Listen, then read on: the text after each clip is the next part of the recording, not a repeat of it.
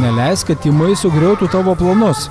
Tokiu šūkiu užkrečiamųjų ligų ir AIDS centras, siekdamas atkreipti visuomenės dėmesį į skiepų nuo užkrečiamųjų ligų svarbą, pradėjo imunizacijos savaitę ir pakvietė visus prisijungti prie socialinės akcijos sostinės prekybos ir laisvalaikio centre Panorama.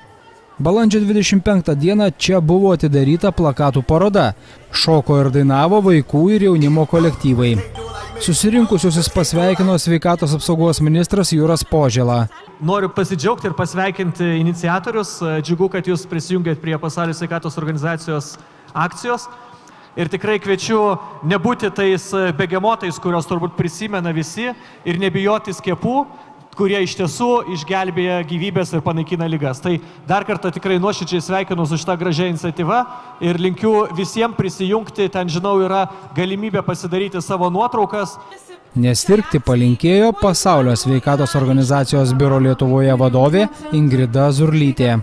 Europoje jau daugiau kaip 10 metų Europos imunizacijos savaitė kiekvieną balandžio mėnesį yra pažymima. Todėl labai smagu, kad ir Lietuvoje turim labai aktyvių partnerių ir linkiu, kad šitie raudoni taškeliai ir liktų tik simboliniais taškeliais nuotraukose ir niekada jūsų nepaliestų ir taip pat nei vieno iš jūsų šeimos narių. Apie užkrečiamųjų ligų grėsmes priminė užkrečiamųjų ligų ir AIDS centro direktorius daktaras profesorius Saulius Čaplinskas. Mes pradedam pamiršti, kad skiepai yra efektyvūs ir kad jie tikrai gelbsti mus nuo ligų. Vis tik tai, kol kas mes pastebim blogą tendenciją, kad dalis tėvelių pasiduoda neaiškiai informacijai, ypač socialiniuose tinkluose. Ir sakysim, šiai dienai turim per 7,000 vaikučių, kurie žinom, kad nėra paskiepyti. Ir labai norėtus, kad tokių būtų kuo mažiau, kad matytume va tokius gražius, sveikus vaikus.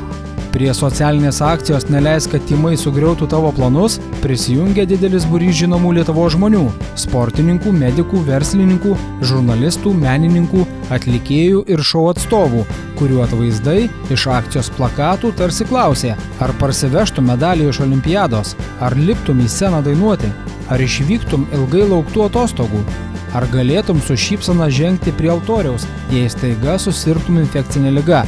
Kamuotų karščiavimas, skausmas, o kūną nusėtų raudoni bėrimai. Prisidėti prie šios akcijos galėjo visi, nemokamai nusifotografuoti ir gauti momentinių nuotraukų, iš kurių vieną akcijos organizatoriai kvietė pakabinti specialiame stende. Taip pat lankytojai galėjo užduoti klausimų apie skiepus, sudalyvauti apklausose.